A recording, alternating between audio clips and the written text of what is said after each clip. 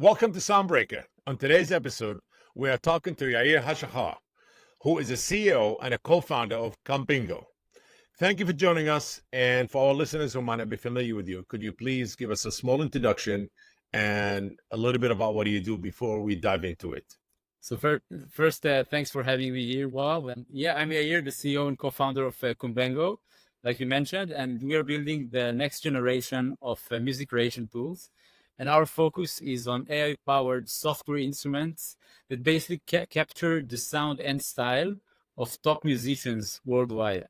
And our goal is to make it easy for producers to infuse their tracks with world-class musical artistry, all within their DAWs and without interrupting their established music production workflows.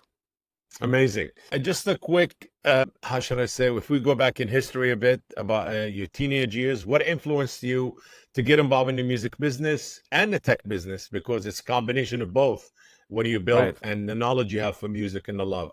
Yeah. So take us back, please. Yeah, so it started quite early on. I grew up in Israel. I was surrounded by music thanks to my parents' love for it. I mean, they were not musicians, but my mom was a dance teacher. From a young age, music was all around, whether she was picking out songs for dance composition, and we used to go to concerts and dance shows. And as early as I can remember, my dream was to be a musician.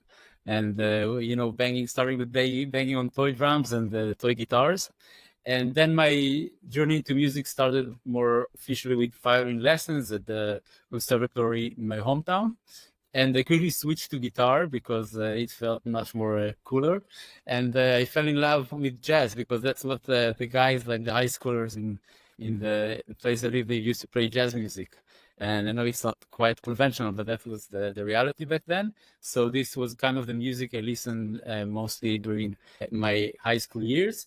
But I also developed a curiosity for different musical cultures. And there were many moments in life around music that were pivotal and shaped my path towards exploring diverse musical tradition that eventually came to fruition in Quebec, but I'm sure we're going to talk about more. Yes. Oh, yes, absolutely.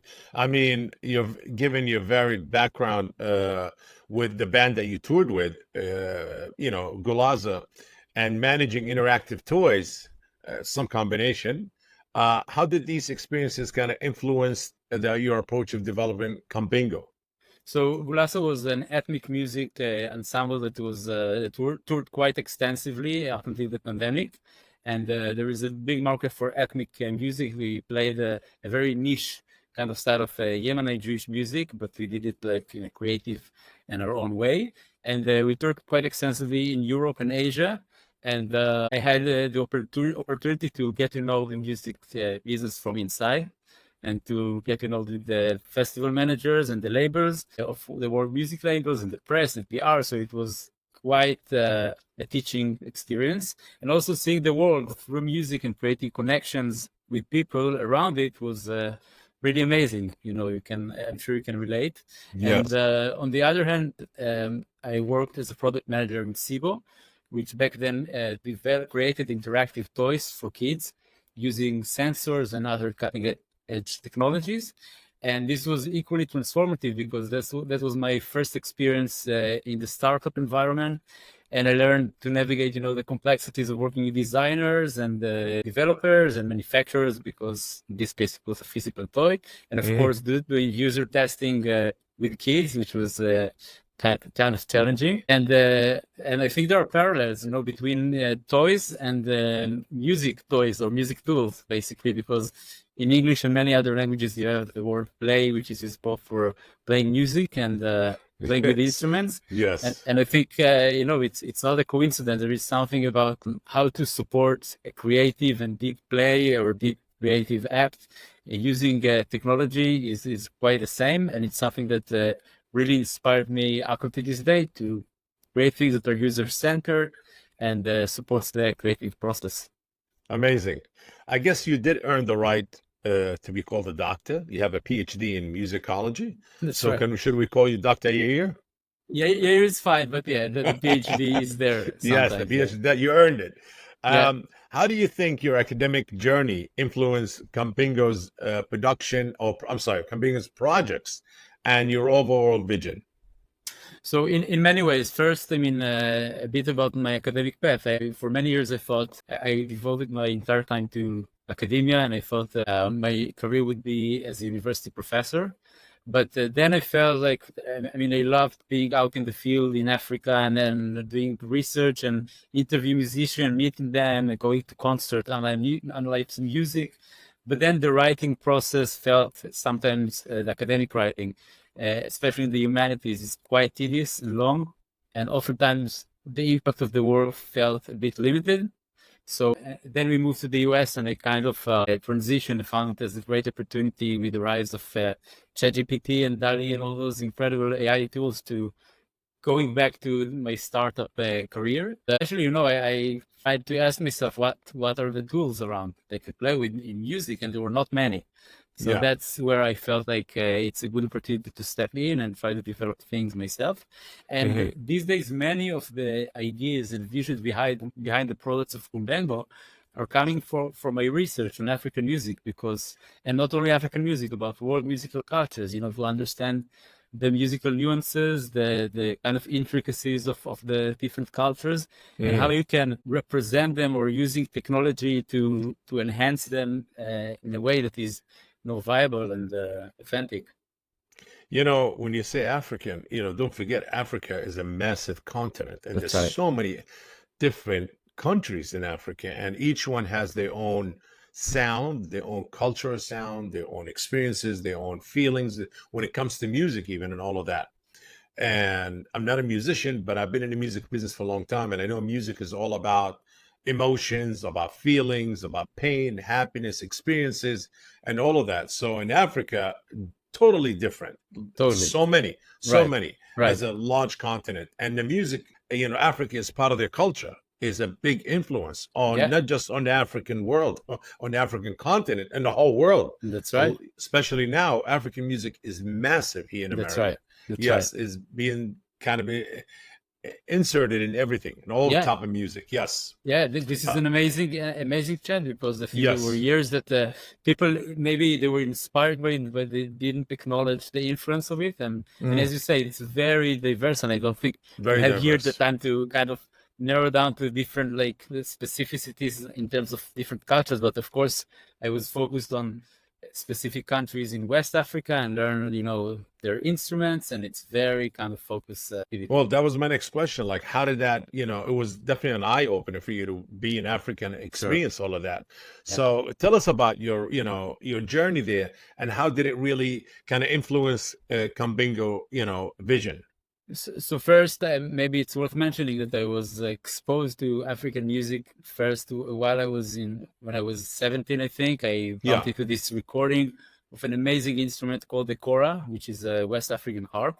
And Hmm. it really, I mean, it felt like a serendipity moment, because I knew at that time that I want to learn this instrument and know everything about it, because it was so magical and inspiring.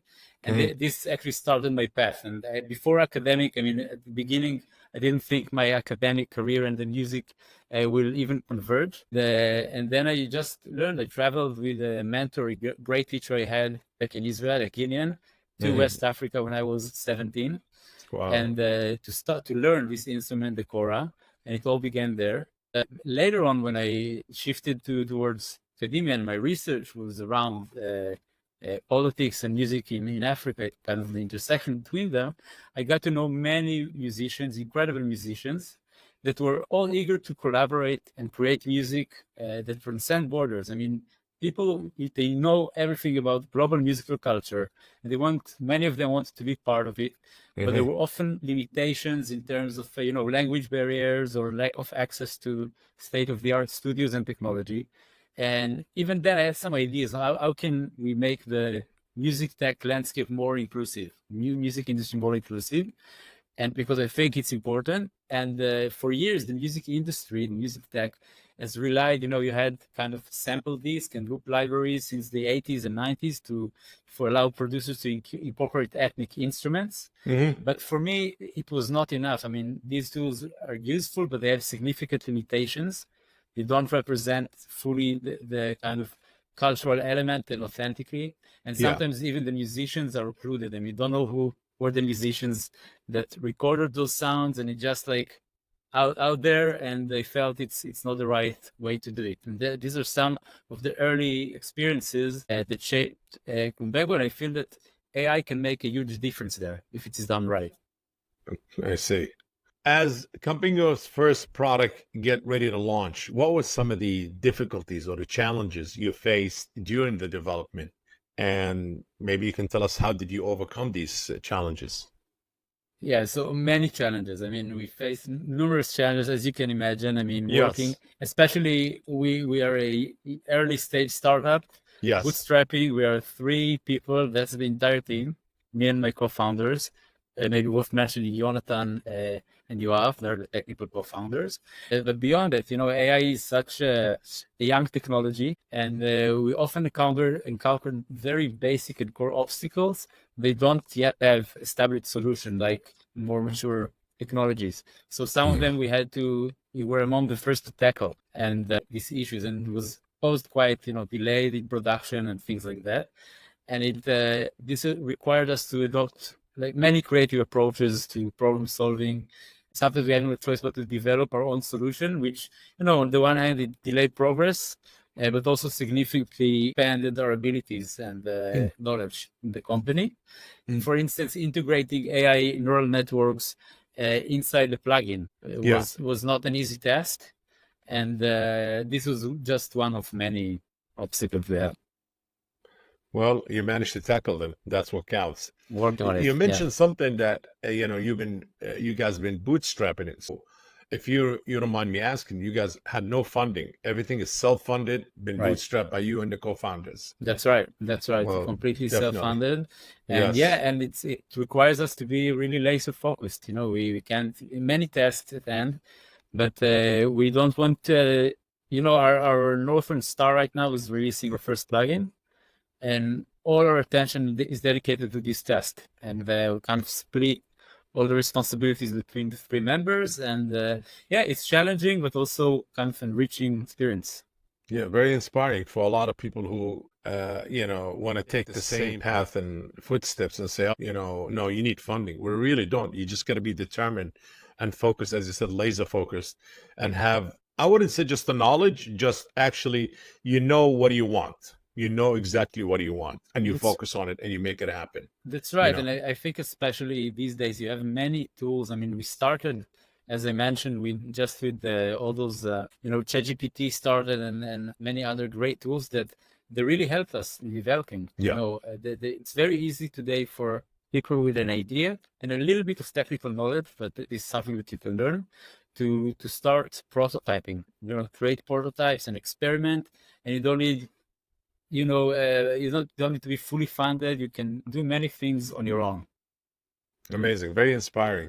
Yeah, you're extremely inspiring for our viewers and listeners, definitely. Maintaining fairness is crucial right now for artists, especially with this AI involved. Right. How does Campingo make sure musicians whose styles are used in its AI tools, compensated fairly? So that's, I think, a really critical question. And Yes. I'm happy that you raise it, because I think currently there is an approach that I personally not related that in the industry where some companies might ask for forgiveness rather than permission. I mean, they're training on unlicensed data without clear plans, or at least not that I know of compensating artists without mentioning names. Yes. And we don't think this approach is ethically viable. I mean, I'm not speaking about if it's legal, but I think it's not ethically viable. And the way we do it is we prioritize creating partnerships with the specific musicians. That's why we also chose to make it musician specific.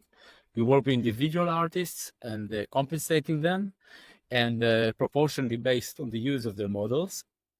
So this is something that is really important for us. And another aspect of it beyond fair compensation is that I think specifically the age of AI, where it's very easy to, to kind of mask the human labor involved in the creative process.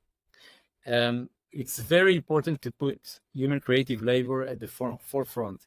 And that's why our another reason why our plugin or artist centric, and we include the artist's name, and it's very visible for any user of the plugin, and even make it easy for users to reach out to these people and maybe to further the collaboration outside Amazing. of our system. So that's something that's you're working hard to support, really, a viable and sustainable global music ecosystem. Yeah, I have to say, Kumbengo's structure to bring in the original creators, artists, with the artist who's creating new content or new compositions, to bring them together and being credited. You're the only one doing it. This is extremely what AI ethics are all about. I would say I've done a lot of interviews on Soundbreaker, and this is the first thing I ever heard that somebody's doing it. So Kumbengo, I guess, is what I say, not just the Soundbreaker, they actually, how should I say it, revolutionizingly breaker. Actually, yeah, we hope. We try it. They opened the path. They created the path to say, hey, don't be afraid of AI. Let's work together. Let's use AI as a tool. And actually, you are using it, because there's a lot of talk. AI is a tool. But here we go. We're creating music. But how about if we bring the artists who created, we get their permission, get them involved, let them be compensated also. Everybody makes money, not just the artists who creating new music, artists who created the music and using AI to help them create their own new sound. Absolutely. Amazing. That's the idea. But to be honest, there are models that do it. Not in terms of instrumentals necessarily, that I know, but you have like voice swap companies that that you can change the voice of a singer to another one. And there are some interesting companies that I think do it really well in terms of ethical model that create partnerships. It's always an inspiration for us to see other players in the field doing it the right way. Well, I have to say, the ethic Soundbreaker award goes to Kumbengo this time. Thanks. Honestly, because It's an honor. there's a lot of talk about it, and I read a lot of articles on LinkedIn or other music trade magazines online, and always about the ethics, AI, and this is, I think, the whole thing is about making the connection together, and that's how you can pretty much create that friendly eco AI music, system that's fair for everybody. Absolutely. Amazing. Congrats, my friend. Definitely. Thank you. Let's see. Can you explain to us a little bit technical? I guess I'm not, but I'll ask it. How Kumbengo AI-driven software instrument work, and what sets it apart? I guess you did answer the question. Now I understand because of the creation tool, but maybe more in the technical end of it. How does it sets it apart from other platforms that does similar? So first, the one maybe thing that you mentioned, you have today the song generators like Correct. Suno and Udio, Yes. and they're more catering to mass audience, people not necessarily seeing themselves as musicians, but although there are professionals who work with them, and we are much more focused. We want to keep we give much more control to producers, and our technology, we invest a lot of efforts in working. One of the challenges with the working the way we do is because we're working with individual artists, we from ethical reasons, we can't and we won't do, we never do it, spread the web for entire all the African percussionists out there and just create a huge model out of it. That's not the way we do it, and it enforces us to create much more sophisticated models and to get higher quality data. And we develop all kind of tips and tricks to do these things efficiently, to get high quality with less data. And basically what sets us apart is that our solution is an integration. We're not just creating the musical art without a sound like other companies do, and they just play the art. We have the sound and the style of the musician integrated into a single plugin. So basically, we can just use the plugin and listen to an authentic original part. But the other thing I want to mention, which I think is pretty unique for our solution, is that you think about most traditional plugins. Most traditional plugins are like racehorses with the blinders on. They sit on the track and they don't know what happens outside the track. I mean, they don't have a context. Mhm. And our plugin, because it creates part, and usually when we try to model, the real musician work, a real musician rarely record on black canvas, out of the blue. And so what we support is the ability for musicians, for producers, to trigger our plugin with other parts in their project, all within the DAW, and then our plugin will create the parts that harmonize together with what you feed it. Yes. And another advantage of it, beyond the fact that it works together with the entire context of your arrangement or project, is that it allows to create more tailored or personalized parts. I mean, if I would use the plugin and feed it with my ideas, my musical ideas, it will produce completely different things that if you will use it and feed it with your ideas. So that's kind of thing we're proud of. Interesting. Creating an exclusive music tech environment is important. How does Kumbengo actively work towards, this goal? And why is it essential? Okay, so I think we can look at it from different angles. Mhm. First is the ethical one. I mean, our aim is to bring musicians who have not been traditionally part of the global music industry, Mhm. and we believe it can provide them with another avenue of income and their livelihood, which is something that is important for us. But also in terms of aesthetics, I think inclusivity, like in many aspects, not just in music, Yes. is important because music, it's at the end of the day is a creative endeavor and it thrives on diverse influences. It was always like this throughout history, and we think that it's not just about incorporating more influence and creating a multicultural facade, but we are also committed to doing it in a sustainable way and to create, a more dynamic musical landscape. That's basically all the idea behind it. Yes. Dynamical is yes. Yes, definitely. Definitely, definitely. Looking ahead, this is a bit outside of Campingo, but where do you see AI taking music technology?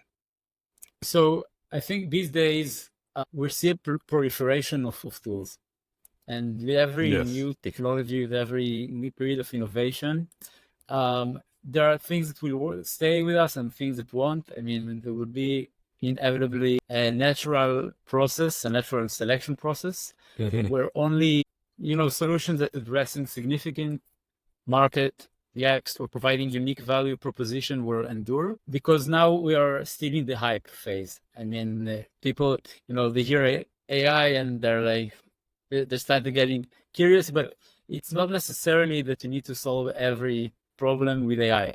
Do you think it's a little bit oversaturated with AI? Everything Yeah, AI, this AI, that AI. Is yeah, it is the word being also used loosely?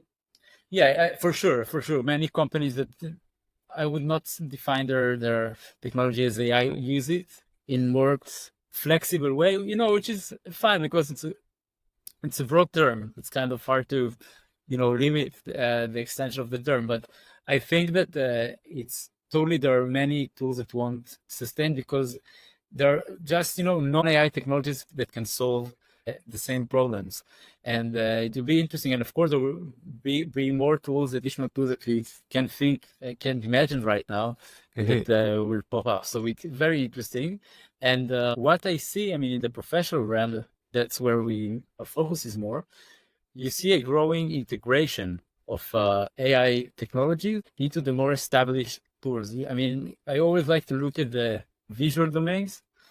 You look at a company like Adobe and how Yeah. they integrated image generators into their Firefly suite and professional suite. And I think other major DAW companies are following this path. We just recently saw the release of the new version of Logic Pro, which is a Mhm. major DAW, Apple's DAW. And they Yeah. released session musicians, which come to create AI-based parts. And I think we'll see more things in this direction of AI coming into the professional tools. And on the other hand, we'll see, more mass market kind of tools like the song generators catering to diverse audiences. Time will tell if they have long-term market. That's the interesting thing that we'll see. How do you think some of the DSPs, like the digital streaming platforms such as Spotify, Apple, Deezer, Amazon, and all of these, like kind of react to that generative AI music that's, been generated by AI and trained by others' tracks without license, without permission? Yeah, I think we're at the moment a bit in the Wild West in that sense because the legal framework is not cannot really handle well AI So you're saying produced it's not art. regulated yet. Are you a It's big advocate for it to be regulated or not really? Should I let feel, let the technology develop and take its course of I growth? I think it should be regulated, but it should be regulated, in a smart way. And I don't think there is a solution and it might, require really major changes in copyright laws, and which is not something that will happen Done quickly. overnight. Yes. Yeah, not overnight Correct. for sure. And I Correct. think Correct. DSPs, some of them, I know that they have teams that are dedicated to generative AI. Nothing is out yet, but Spotify, they have one of the leading experts on generative AI for many years, and it would be interesting to see if and when they will try, to enter the game with it. Interesting. Yeah. What is the big goals for Cumbingo? So the immediate goal is to launch our first plugin, and we plan to do it by the end of the summer, this summer. And but beyond that, we want to grow. We want to create a massive library of tools, of plugins, a catalog that will incorporate, the widest possible array of musicians, instruments, and genres, and to offer producers, unparalleled range of sound and style, and to support the work of producers, music creators across the globe. And to do it, we want to expand and establish more partnerships with musicians. That's the whole rationale for platform. Amazing. So your main focus, basically, music, both side, new creators and established musicians, That's right. worldwide, I assume. Correct? Yeah, Yeah. totally. We see ourselves as serving, the global community of musicians and artists. Interesting. Very interesting. For our listeners and viewers who obviously, once they watch this episode of Soundbreaker with Yair, they're gonna get inspired, motivated. First of all, definitely two things are different. You bootstrap in a startup, which is a lot of them they try and some don't. I don't like to use the word fail. I would say they find it extremely difficult and they face a lot of obstacles. Some of them might put the brakes on it. Some of them might take different direction or approach, but definitely your approach of, I would say, bootstrapping it, believe in what you do and stay focused on it and know what you want and make it happen. But again, this is an advice you need to give to our audience, not me. And advice also you can tell them what to avoid, what not to avoid. Whoever decide to take that path on their own, just like you, because they're going to be inspired by your story. Yeah, so many lessons, learned along the way. But I think one thing that maybe I touched upon before, that we are in a period that it's very easy to gain knowledge and use all the new AI technologies to learn quickly, to prototype quickly, and to put things out as soon as possible. And I think that's something, not to be afraid of these tools and to use them as companions to your work, not just to Yes. develop AI, but also use them for working, and really they can be immensely beneficial and accelerate progress, especially with small budget and small teams. So that's one advice I would tell. And another one is more a general one, that is something that I learned as early as the PhD path, and I keep refining it, is to adopt a cycle of continuous learning and sharing. I think it's really important for people who enter the new field, and we're speaking about newcomers to the music tech. And I consider myself, a newcomer myself. It's not that long ago that I started delving into music tech. And to be in a constant state of, on the one hand, absorbing new information, especially these days on information, we have new technologies every day almost.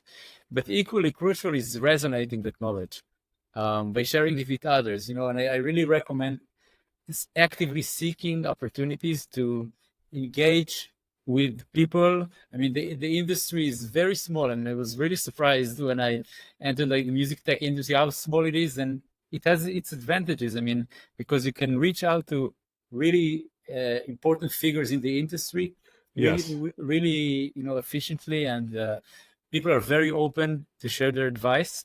So it's just a matter of actively seeking these opportunities and share your insights, and don't worry, feeling underexperienced. Sometimes you can really teach because of your as a standpoint of a beginners.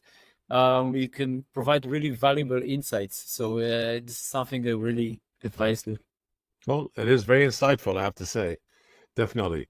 Thank you for that advice. My next question is anything that you working on, which as you mentioned, you said that you're going to release your first plugin very soon. Anything else you want to promote? You want to tell our audience what Yeah, to look sure. for? Yeah, I would love to. So, as you mentioned, we before our official launch at the end of Yes. December, we'll be releasing an open beta version of our plugin. So, if anyone of our audience is curious about what we're building, this is a fantastic opportunity to join our journey. And the best way to do it is to stay, generally updated on all our news and upcoming projects. And we, share some insights, some industry insights in our newsletter. So just sign up for updates on our website, which is kumbengo.com. And we have many exciting things in the pipeline. So we can't wait to share it with you. Absolutely. Sign up for the newsletter, Kumbengo.com. Don't forget, it's very easy, Kumbengo.com, and become part of it so you can get the weekly, or was it monthly newsletter? Was it weekly or monthly? It will be monthly, yeah. Monthly newsletter and updates and all of that. Again, it's a great platform if you're a new artist or an established artist that you want to monetize on your established catalog, or you want to build your own catalog by collaborating and working with existing artists. So everybody's compensated. Nobody's taking nothing from nobody. And again, you build new relationships. That's what the music business is about, relationships and network. That's right. Again, I have to say, I definitely enjoyed this interview. It was great having you on the show, and look forward, obviously, to have you again, with more bigger news and more new releases on Kumbengo. Thanks, well, it was my pleasure. Absolutely. And this concludes today's episode of Soundbreaker. Please make sure to follow us on socials and stay tuned for new episode. Thank you very much, and see you soon. If you enjoyed today's episode, make sure to share the Soundbreaker podcast. And if you are joining us on YouTube, please like this video and subscribe to the channel. Until next time.